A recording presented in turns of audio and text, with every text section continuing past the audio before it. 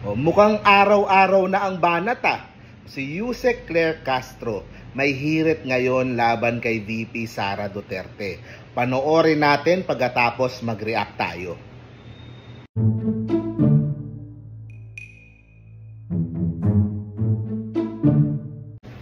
Panoorin po natin yung naging reaksyon ni Yusek Claire Castro dun sa mga pahayag ni VP Sara laban kay PBBM. Unang-una, nakakalungkot po na mula sa pangalawang pinakamataas na leader ng bansa ay mukha pang nag-i-encourage siya sa mga tao na magalit sa gobyerno.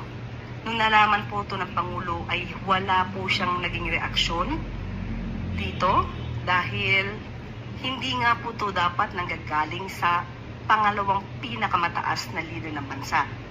Ang tanong lamang po, nung panahon ba ng kanyang ama, nagsabi rin po ba siya na maaari po kayo magalit? Lalong-lalo na po nung ang kanyang ama ay nabansagan at nabigyan po at kinilala bilang most corrupt noong 2017. Matatandaan niyo po ba yun? No? Yun. Noong 2016 ay runner-up lamang ang Pangulo.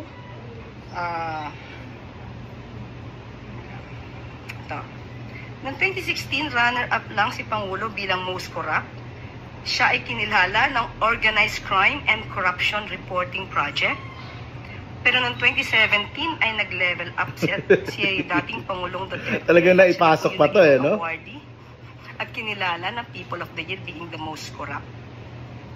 At inamin din naman po niya sa kanyang statement ni Pangulong Duterte na siya ay corrupt at siya ay nagnakaw. Pero naubos na nga lang. Kahit natatandaan niyo po ba yun? Because meron pa po ako ditong statement niya. Parating may daladalang ebidensya ang tanong lamang natin, may daladalang resibo. Yung ba ay hindi niya man lang nasabi na dapat na merong karapatan ang taong magalit. And at the same time, wala po tayong nadinig sa Pangulo kahit ano pa ang naging di umanong anomalya ng DepEd sa pamumuno ni VP Sara. Lalo-lalo na nung nasayang ang pondo sa mga pagkaing nabulok lang na intended sana sa mga estudyante. Lalong-lalo sa mga maralitang estudyante. So, kailangan nila sagutin ngayon yun. Siya bilang Vice President, mas maganda po sana kung siya ay mag-encourage sa mga tao na makipagtulungan lang instead of having this feeling of hatred against the government. Mas maganda po na sabay-sabay sana tayong umangat kesa sa may mga ibang tao na gusto magpabagsak ng gobyerno. Kung masasabi kung kanya... Very good. So, teka lang, ito, mag-react muna tayo. Pang ilang araw na to ni Yusek Claire. Ano ibig sabihin? Araw-araw yung labas niya. Hindi naman siya lalabas kung hindi siya papayagan ng Malacanang. Siguro natutuwa yung Malacanang sa ginagawa ni Yusek Claire. Sige, araw-araw, bahala ka dyan. Sige, banat ka lang ng banat, harapin mo lang ng harapin. Maganda kasi yung gano'n araw-araw Kasi araw-araw din naman may banat yung kabila laban kay Pangulong Marcos. Para nasasagot lahat ng mga issue, para klaro ba? Diba? Para kasi minsan pag puro sila aligasyon, puro sila hindi mo sinagot, iisipin ng tao, totoo yung aligasyon. Maganda merong tagasagot at merong taga-balik ng tanong. Diba? Puro ka magalit sa gobyerno, ganyan-ganyan. Bakit yung sa DepEd mo?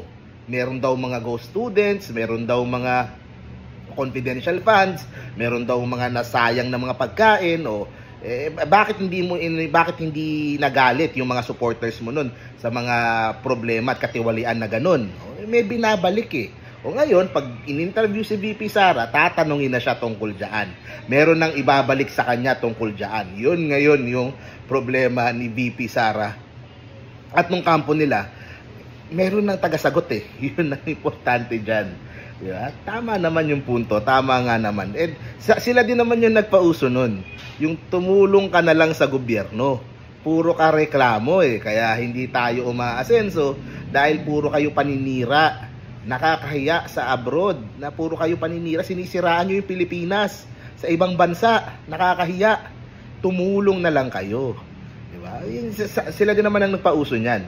Pero double standard sila. Pag pwede lang yon pag sila nakaupo.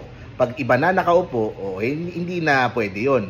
Iba na yung kailangan mo ng batikos ka na ng batikos, magagalit ka na sa gobyerno. So nandun yung double standard. Sa akin people follow strength, and Yusek Claire shows strength. Talagang yun naman dapat, di ba? At kumbaga lahat ng mga sinasabi niya made for social media, made for virality. Kaya effective, pinag-uusapan. Yung mga nasa Maysug, nasa Duterte camp, sila ngayon yung defensive. That's the right move. Ganun lang yan. And syempre, todo scramble sila, todo hanap sila ng paninira dito kay Claire. Todo, pero hindi. Hindi, sa totoo lang hindi na nakaano na Kumbaga, nakapanggulat na itong si Yusek Claire Mahirap nang basta-basta yun. And maganda lang backupan siya ng Malacanang at talagang all the way through. Yun naman yun, hanggang matapos itong laban. Kung ano mang posibleng kalabasan ito. So ayan, yun lang naman yung gusto nating sabihin dito, guys. Tungkol dyan sa sitwasyon ngayon kay Yusek Claire. Talagang tumataas nga yung views naming mga vlogger mula nung pumasok siya So maraming salamat, Yusek Claire Castro. So bago po tayo magtapos, gusto ko lang din munang pasalamatan yung pong ABP party list. Sila po ay yung party list para sa mga bombero, para sa mga rescue workers, para sa mga volunteers, para po agapay sa kanila, tumulong sa kanila, bigyan sila ng mga kasangkapan, ng mga ekwipo, ng mga insurance, lahat po ng kailangan ng mga bombero po natin. Plano nila gumawa ng academy para sa mga bombero, at lahat po ng mga kulang na kagamitan, yun ang sinusulong nitong ABP party list. Kaya shoutout po sa kanila, na-meet ko yung isa sa mga nominee po nila nung isang araw. Ang tagal nung kwentuhan po namin, and ang ganda nung kanyang vision kung paano mapapaganda yung pong sistema ng ating fire protection sa bansa. Of course, sa Sabado, March na, Fire Prevention Month na, daming sunog na naman. So mararamdaman po natin yung kahalagahan ng mga bombero sa buwan na yan. So thank you very much po to ABP Party List. Talagang mga mababait po yan at tinutulungan din tayo. So yun, so thank you very much po sa ABP. Pakita ko lang, guys. Shout out lang din po sa aming kinainan ngayon, Tahanan Restaurant, tama ba? Tahanan, yan, sa may Valenzuela. Yan, nag-iikot kasi kami ngayon sa Valenzuela. Ito, ang ganda ng restaurant nila. Tapos kumain kami yung kare-kare, ang sarap, panalo din. So nangangampanya kami ngayon dito sa Valenzuela. So naghanap kami ng makakainan. Tahanan dito sa Valenzuela. Shout out po, sarap ng kare-kare nyo.